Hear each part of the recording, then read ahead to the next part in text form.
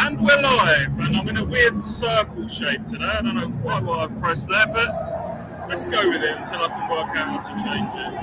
That's no good, is it? Let's go back to the circle. It's fine. High stakes day.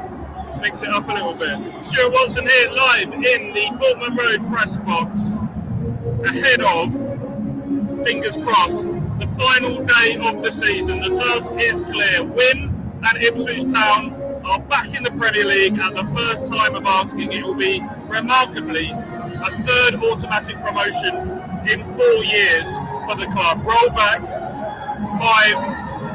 5-10 years, that sentence would have seemed unfathomable, wouldn't it? But here we are, Kieran McKenna's men on the cusp of returning to the top table once more. How are the nerves? How are you feeling? Confident? Worried? I'd love to hear from you all. Straight away, Upper Town. Come on, you Blues. Yeah, big old day. Off the back of a pulsating 2-2 draw at Southampton on Tuesday night. Didn't quite get it over the line. Came within a whisker. What a game of football that was. Jack Clark hit the post. Jack Clark denied by a remarkable save. Darnell Furlong, header just past the post. Ipswich through the kitchen sink at it to get the job done down on the south coast. Weren't quite able to do so, and their fate is in their own hands going into the final day. Win, and there's nothing anybody else can do about it. Slip up, and Millwall and Middlesbrough are ready to pounce. Millwall and home to already relegated Oxford. If they can win there, it would take Ipswich to draw, and they could sneak in. Middlesbrough, meanwhile, need a fair bit to happen. They're away to Wrexham, fighting for a playoff finish themselves. They would need to win there and hope that Ipswich lose and Millwall draws. So, slim chance for Borough, but Millwall there ready to capitalise if Ipswich slip up at all. We've been here before, of course. Ipswich, with home deciders, thrashed Exeter 6-0 in League One with a game to spare. And then beat Huddersfield 2-0 here to seal promotion in the Championship. They only needed a point that day, and Huddersfield were down. So a bit more jeopardy to this one. But play half as well as they did on Tuesday night. With the form that Ipswich have got here at Portman Road, with the squad that they've got, you have to fancy their chances of getting it done, don't you?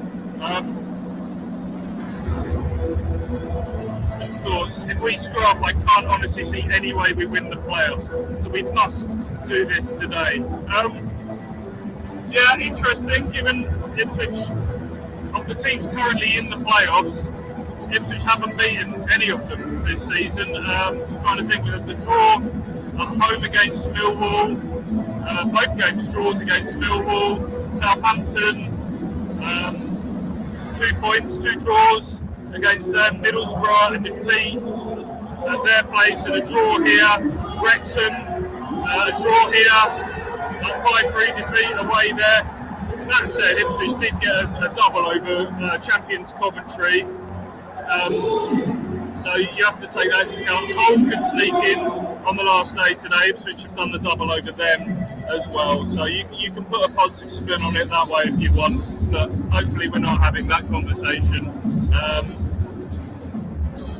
I wouldn't mind seeing the Southampton game again, given what we were served up as an entertainment spectacle on Tuesday night. That said, I hope it's done and dusted today. If you can pick a way to go up, it's via the playoffs and it's via Wembley. Because we still haven't played at one of a handful of teams that haven't played at the new Wembley. But let's not hope it comes down to that. Let's hope they get the job done today. And it's second again, LA under Kieran McKenna.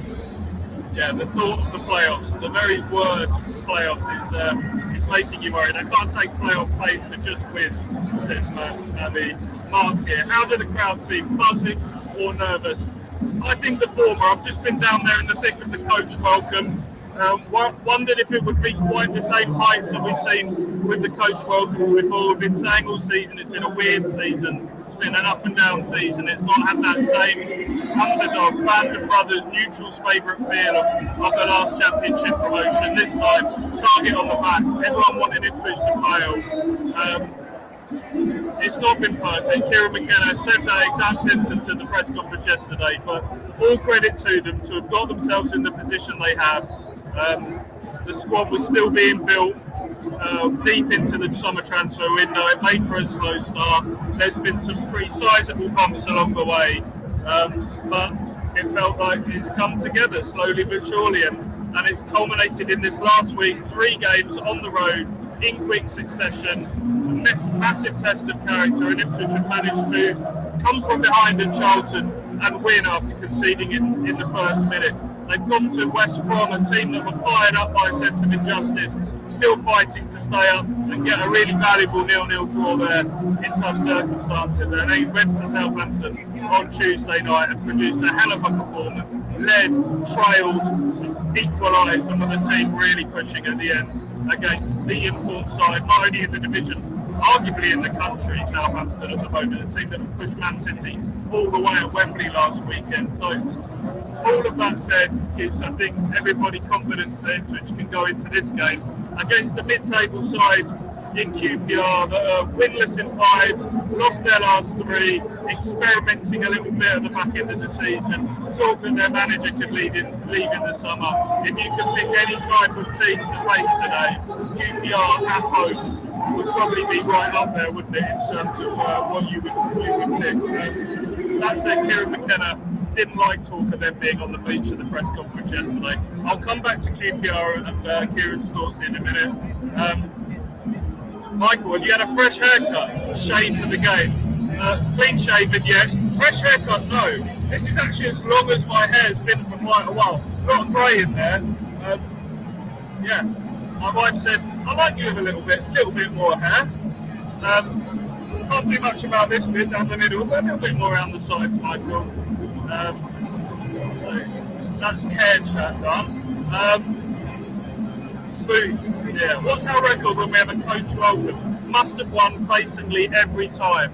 Unbeaten, not quite 100% in terms of points, but I would say 100% in terms of performances. So they did it for the Exeter League One promotion game, 6-0, were 4-0 up inside however many minutes, half an hour was it? So there's a big tick there in terms of what he did that day. Then they did it for Norwich in the Championship. That game finished 2-2. How Ipswich didn't win that game, I don't know. Came flying out of the traps, battered Norwich that day. Broadhead missed a couple of chances, drew, but the performance was certainly there. Did it again for the Championship promotion game against Huddersfield. West Burns getting the opener that day, explosion of noise that came off the back of that night at Coventry, didn't it? So certainly did the trick then, and then they did it again for the home Norwich game this season. Ipswich finally delivered and got that East Anglian derby hoodoo off their backs, and that was the Jaden Philogene strike, wasn't it? 3-1 victory against the Canaries. So pretty good in answer to your question. Kieran McKenna has said that he loves it. He doesn't think it harms. There's always talk that can it increase pressure? Can it get the adrenaline flowing too much? But Kieran McKenna said he loves it. The players love it. So yeah, hopefully it does the job again today. And it was a full ball coach welcome again today. I didn't know if it would reach the same heights as previous ones, but fans lining the streets for a long way, several deep, people climbing onto whatever vantage points they could get, lots of flares, blue smoke, white smoke, lots of noise. You can see videos of that on my social, on my Twitter. Alex's, Ross as well was right in the thick of it, so go and have a look at that if you weren't able to be in amongst it all today. And the atmosphere is building nicely. What are we, 20 minutes from kickoff? We have got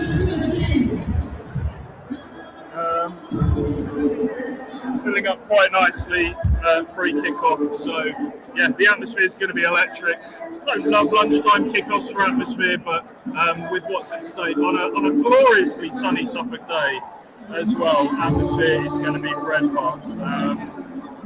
Right, should we talk about the team then? Let's get the team graphic up here. It is 2 changes from the team that started against Southampton in midweek. Jack Taylor back. He was rested for that one with a swollen knee, a bit of a precaution that he sat out Southampton. He comes back in for Dan Neil in midfield, and a change up top. Even Azon has started the last 4 up front, putting a hell of a shift over those games. Really liked his assist in midweek for Burns, winning a flick on and then getting onto his own flick on in the box. He dips out today, and it's George Hurston, which is interestingly a team packed with the promotion heroes of the past. Who have we got from the back-to-back promotion boys? We've got Walton, we've got Davis, we have got Hurst, of course, and Burns. So 4 of the back-to-back promotion boys, plus Jack Taylor, who was part of the championship promotion team as well. So I think that is very much a conscious effort to call upon experience of the past from Kieran McKenna and to really feed upon that connection with the crowd as well. That team in full, as you can see, Walton in goal. Really pleased for him to be at the centre of it. He warmed the bench during the championship promotion campaign before, didn't he, with Blackie coming in on the eve of the season and keeping his place. Will we see if Ipswich can get themselves into a comfortable position, big if today, will we see a change of goalkeeper in the second half? We had it with Blackie coming on against Exeter, Walton coming on against Huddersfield. Does Alex Palmer get a little show of appreciation today? As I say, big if on that one, and he did play a few games at the start of the season as well. Back for Furlong, O'Shea, Freeze and Leaf Davis, midfield to Matasiwa, who's looked a little bit tired, a little bit jaded of late. I think that dead leg against Birmingham on Easter Monday's taken a little bit out of him physically, as has a relentless debut season in the championship. He's just been announced the Supporters Player of the Year last night. I'm not going to grumble too much with that. I had him in pole position for most of the campaign. I think I've just switched to Dara O'Shea in the last few weeks. Dara O'Shea played every minute of every game. Massive boots to fill in terms of taking on the captaincy of Sam Horsey and to really lead a fresh team that was under pressure to deliver off the back of a difficult Premier League campaign. All things considered, his leadership, his availability, his form post 5-3 at Wrexham has been immense. I think I've just tipped Dara to get it ahead of Azor for me, but I'm not going to argue with the Azor Matasiwa votes in there. Great to see Jack Taylor back in this team after the midweek rest. He had so much pride and energy, which is what's going to be required today. Wes Burns goes again on the right. Moments man, big game moments man, isn't he? Wes Burns proved it again on Tuesday night with his opener against Southampton. Is this to be Wes Burns' final game in an Ipswich Town shirt? He's out of contract in the summer. I asked Kieran McKenna about him in the press conference yesterday. Basically said, essentially confirmed that there's something on the table there for Wes. If he wants it, he's earned it. He's come back from the ACL remarkably this season, hasn't he? And put himself at the front of the pecking order for the right wing, which is saying something given the money that Ipswich has spent on that position. But ultimately, it's going to be a bit like a Cameron Burgess situation last year. If he wants to stay, it's there for him. Equally, if he thinks he can get a longer contract and more of a guarantee of game time elsewhere, then Ipswich will absolutely respect his wishes there. AJ to my left has called Cardiff for quite a long time, whereas his hometown city is a Cardiff boy. They've just come up from League One. Like something like that be something that Wes thinks is better for his career, or will a chance to have a proper stab at the Premier League again with Ipswich. So I'll get his heartstrings. I don't know, we'll have to see. Quickly, Wes Burns' last game in an Ipswich shirt. Nunez goes again in the 10. Villaging back in on the left. There's a flip of the coin. Who plays on the left? Villaging had so many big moments here at Portman Road this season. Full of X factor. We know he can be a match winner. But it feels so harsh on Jack Clark, doesn't it? He could have done no more with that electric cameo at St Mary's in midweek. Maybe been a victim of his own success in terms of being so effective off the bench. If this is tight, if it is nervy going into the final knockings, I think we would all have faith in Jack Clark to come on and be the man that can make the difference. George Hurst, as I say, in for Azon, up front, short game time of late. But he's been here and done it with this team, hasn't he? So maybe that was a biggie. The bench: Palmer, Kipray, Neil, Johnson, McAteer, Akpom, Azon, Rametti and Clark. Stacked with options. If you needed any indication of how strong this Ipswich squad is, it's the fact that Ipswich, through choice, have been able to beat out a former Premier League and FA Cup winner in Ashley Young. He's back and available after that hip injury. He's announced his retirement this week at the end of this season. No room for sentiment, and Ashley Young has been the first to go to Kieran McKenna and say, you've got to go with the players that have got us in this position. As much as he would have loved to have come on and one last game on the pitch, no room for sentiment today, so he's left out. Ipswich have also left out Napoli Loney and Jens Giusta, who came on surprisingly in the latter stages on Tuesday. He doesn't make the squad again today. And also the championship record signing in Sidney Barnett-Again. He's had a bit of an up and down, eating his way into English football season. Another one who doesn't make the bench. So that tells you everything about the depth the Ipswich Town have. I'm hoping it's not a game where Ipswich need the subs to make a difference, but if they do, you trust that they will be there and ready. Let's have a little talk about the men that stand in Ipswich Town's way today. QPR, the club, of course, who played their part in the Aguero moment, last day drama, Man City all those years ago. Let's hope it doesn't come down to that today for Ipswich Town.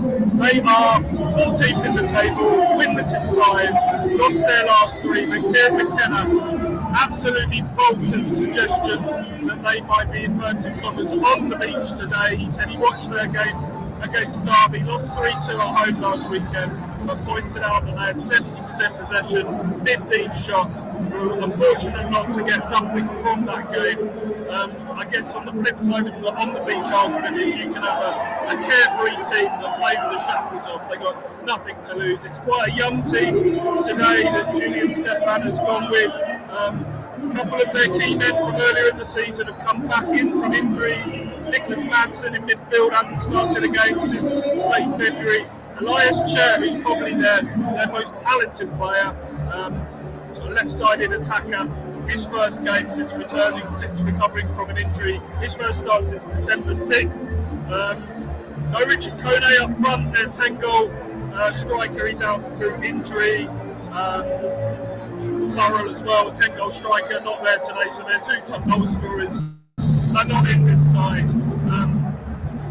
All things considered, Ipswich Town have got to go into this game with confidence that this is the side they can beat. They won the reverse fixture 4-1 at Loftus Road earlier in the season. A brace of free kick goals from Marcelino Nunez. That day, his set pieces need to improve. They've been a little bit hit and miss recently. Maybe today's the day that he can pull one of those out of the bag. Of course, Jack Clark not starting. Why? Says Paul Milner. As I say, probably a victim of his own success in terms of being a better impact sub than Philogene. But yeah, you're right, it's really harsh on him after what he did off the bench on Tuesday night. But Philogene's not a bad option either, is he, to be honest?